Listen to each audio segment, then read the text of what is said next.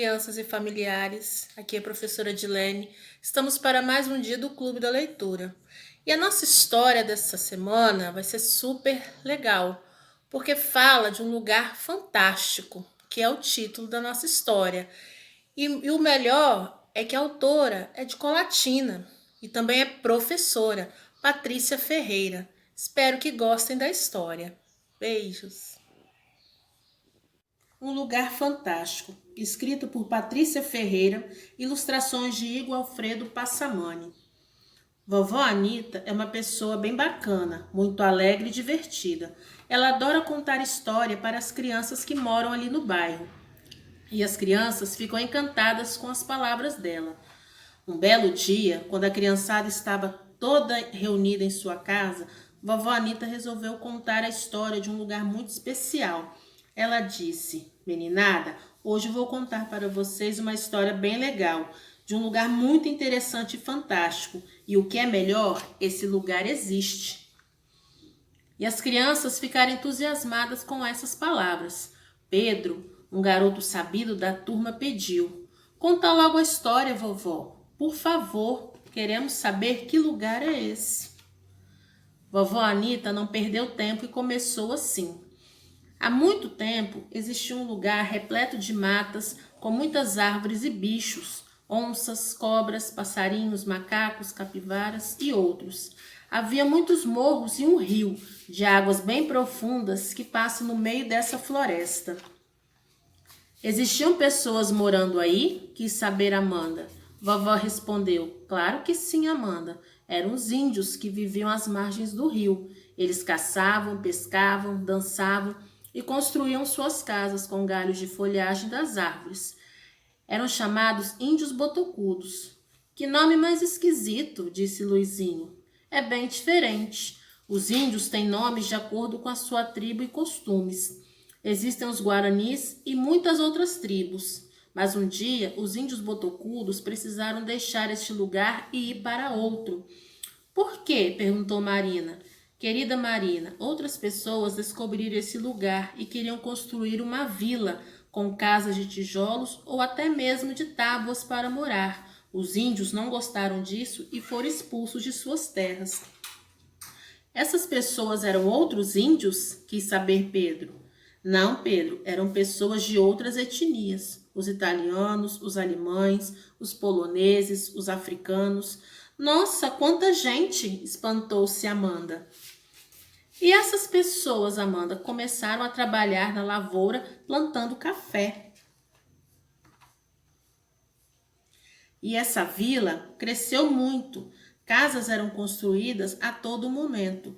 Esse lugar se transformou numa cidade.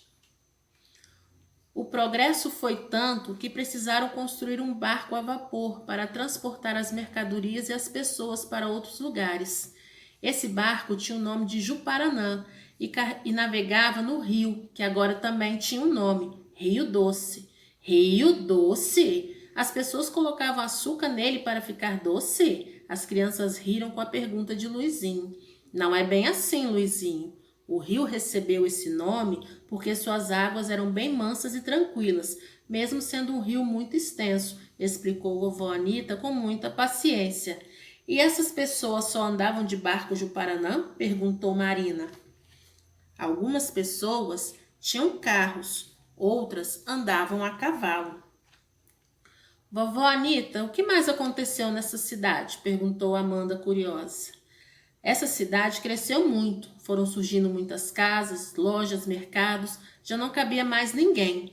Naquela época, o governador do estado do Espírito Santo, senhor Muniz Freire, estava muito preocupado com a situação e mandou construir uma ponte sobre o Rio Doce para ligar o outro lado da cidade que ainda não tinha sido explorado." "E deu certo, vovó Anita?" perguntou Luizinho com os olhos cheios de admiração. "E muito certo, Luizinho. A ponte finalmente foi construída. Porém, o mais interessante, depois de algum tempo foi construída uma extensa ferrovia por onde passava um enorme trem e passava bem no meio da cidade." "Mas o trem não atropelava as pessoas?" quis saber Pedro. "Não, Pedro, ele apitava quando chegava à cidade e as pessoas ficavam alegres e se divertiam com isso." Vovó Anita continuou. E tem mais. O trem ia passar por essa ponte para levar as pessoas e as mercadorias para outras cidades ao norte do Espírito Santo. Mas depois resolveram mudar o rumo do trem e desviar a ferrovia para outro canto da cidade. Agora a cidade não parava mais de crescer. Escolas, igrejas, indústrias, tudo era construído em ritmo acelerado. Foram surgindo os bairros, a população aumentou muito.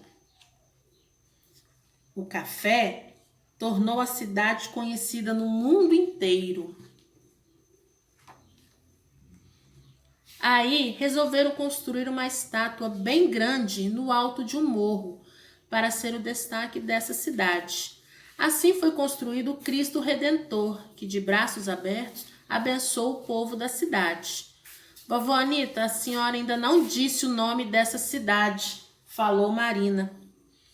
Antes de dizer o nome, vou falar o apelido carinhoso que recebeu, Princesa do Norte. Que engraçado! Eu pensei que princesa fosse apenas uma moça, muito bem vestida e de coroa na cabeça, que vivesse num castelo, como conta as histórias. Mas uma cidade ser princesa, essa é boa.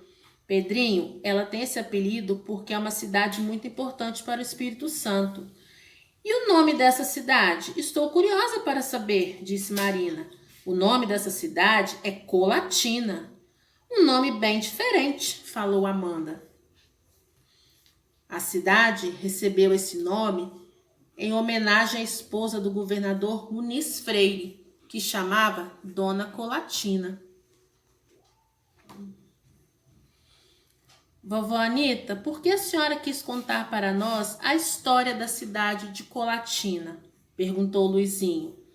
Porque eu queria que vocês conhecessem um pouquinho a cidade onde eu nasci, cresci e trabalhei. Uma cidade de gente bonita e alegre e trabalhadora. Realmente um lugar fantástico. E assim, com essa história fantástica, terminamos o nosso Clube da Leitura. Espero que tenham gostado e até a próxima. Beijos, fiquem com Deus.